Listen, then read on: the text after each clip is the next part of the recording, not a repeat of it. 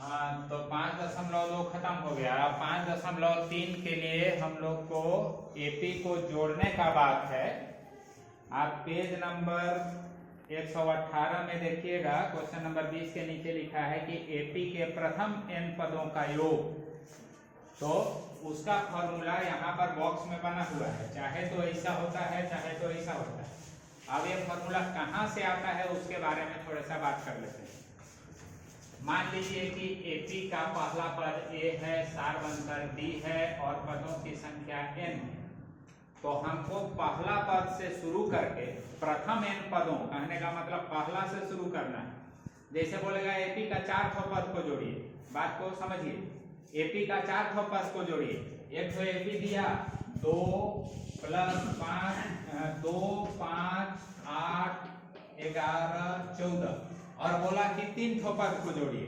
तो आप उसको दो झापड़ लगा के पूछिएगा ना कि कौन 3 को जोड़ने बोल रहे हो। पहला वाला 3 को जोड़ने बोलता है कि बीच वाला 3 को जोड़ने बोलता है कि लास्ट वाला 3 को जोड़ने बोलता है कि इसको इसको इसको बोलता है।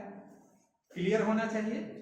तो प्रथम n पदों, कहने का मतलब पहला से शुरू करके n पद तक जोड़ना है, पहला से शुरू करें।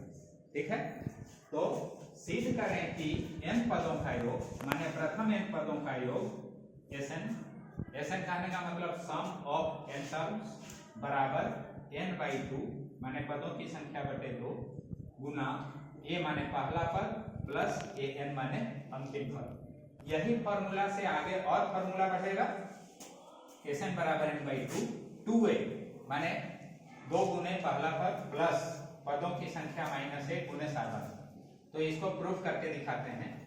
तो अगर कोई बोला कि सब पद को जोड़िए माने Sn निकालिए, सब पद को जोड़िए माने पहला पद प्लस दूसरा पद प्लस तीसरा पद प्लस चौथा पद प्लस डॉट डॉट डॉट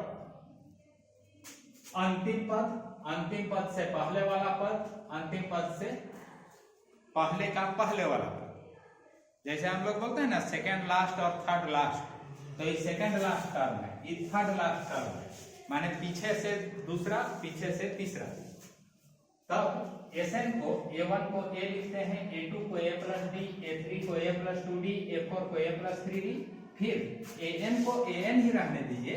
अब An से ठीक पहले वाला पद निकालने के लिए जैसे मान लीजिए कि अगर यहाँ पर ऐसा 2 5 8 के बाद यहाँ डॉट डॉट डॉट करके लिखा हुआ है 20, तो यहाँ पर क्या है, कोई पूछेगा आपसे तो आप सोचिएगा कि अच्छा ये 3 3 बढ़ाने से जा रहा है, तो इससे पहले तो 20 - 3 होगा, 20 में से 3 घटाएंगे तब उससे पीछे वाला पद मिलेगा। कहने का मतलब An में D घटाएंगे तो पीछे वाला पद मिलेगा, इसलिए यहाँ पर An - D लिखे हैं, यहाँ पर An - 2D। 2 बार पीछे आना है तो 2 D घटाना पड़ेगा।